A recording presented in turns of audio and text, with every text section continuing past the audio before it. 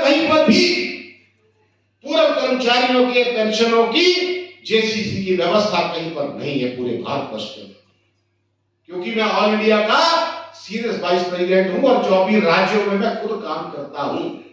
यहां झूठ बोल के काम नहीं करते हम। आप और हमको इस देश के अंदर संभाला, आज हम और आप जिंदा यहां बैठे एक दूसरे से बात कर रहे हैं, तो किसके कारण कर रहे हैं? उस महान शख्स की बदौलत कर रहे हैं जिसने इस देश को संभाला। यशस्वी प्रधानमंत्री नरेंद्र मोदी जी ने संभाला और प्रदेश के अंदर जयराम ठाकुर जी ने। अरे भाई, इतनी संवेदनाओं को खत्म मत कर दो। तो क्यों हुई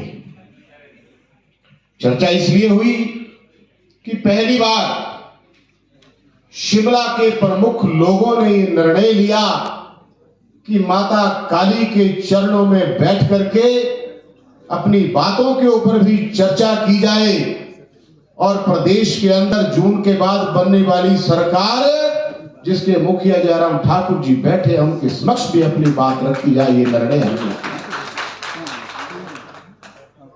और उस चर्चा से बौखलाहट से, उस चर्चा से बौखलाहट के कुछ लोगों को लगा कि ये तो हमारा एक आधिपत्य ही शिमला के अंदर था, ये दूसरी व्यवस्था कहां से खड़ी हो गई। हमने कहा ये पूर्व कर्मचारियों का मंच है, किसी पार्टी विशेष का मंच नहीं है। मैं स्पष्टता से अपनी बात रखने का और कहने का आदी हूं।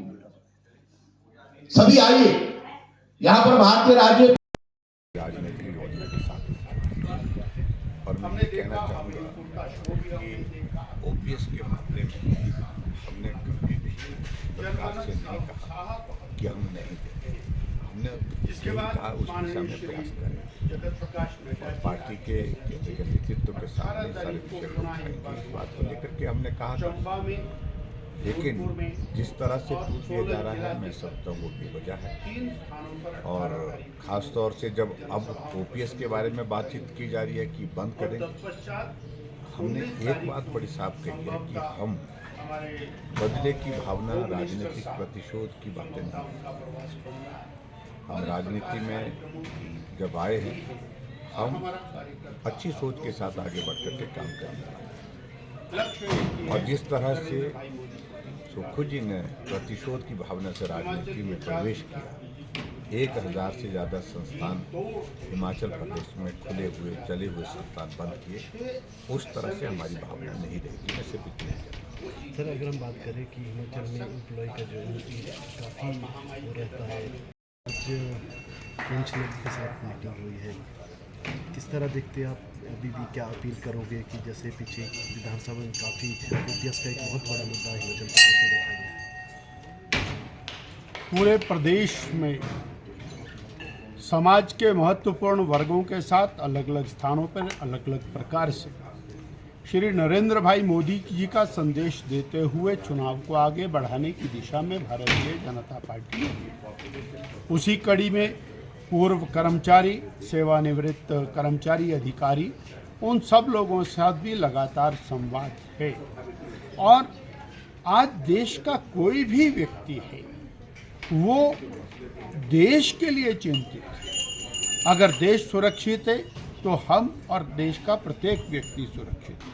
कांग्रेस के राज देश ही सुरक्षित नहीं था तो व्यक्ति कैसे सुरक्षित? विकास की नई परिभाषा वो माननीय नरेंद्र भाई मोदी जी ने ली।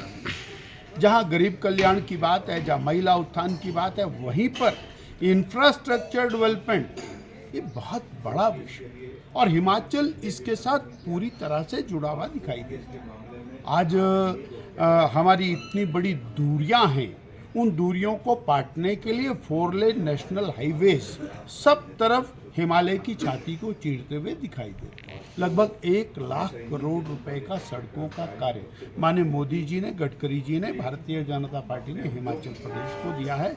ये आज विषय जनमानस का है। उसके अंदर डॉक्टर होगा, वकील होगा, इंजीनियर होगा, कर्मचारी होगा, पूर्व कर्मचारी होगा, विद्यार्थी होगा, वो सभी वर्ग इस विकास के साथ प्रभावित हो रहे हैं। और मोदी जी हैं तो ये विकास और आगे बढ़े। आज बिलासपुर में रेलवे की खटखटाहट दिखाई दे रही है, लगातार दिन रात काम चला हुआ है। तो ये आज़ादी के 70 साल तक कांग्रेस ने हिमाचल को और एक 8 फुटी सड़क तक जोड़ने तक सीमित रखा। आज हम टनल्स के माध्यम से आगे बढ़ रहे हैं। हम लोग इस समय शिमला में खड़े हैं। जिस प्रकार ढली की सड़क का निर्माण हो रहा है, न भूतो न भविष्यति, न यूरोप में इस प्रकार के पुलों का निर्माण हुआ होगा जो आज हमको शिमला में दिखाई देता है। ये नरेंद्र भाई मोदी की देन है और ये सबको स्पष्ट रूप से दिखता है। अगर हम प्रदेश की बात करें,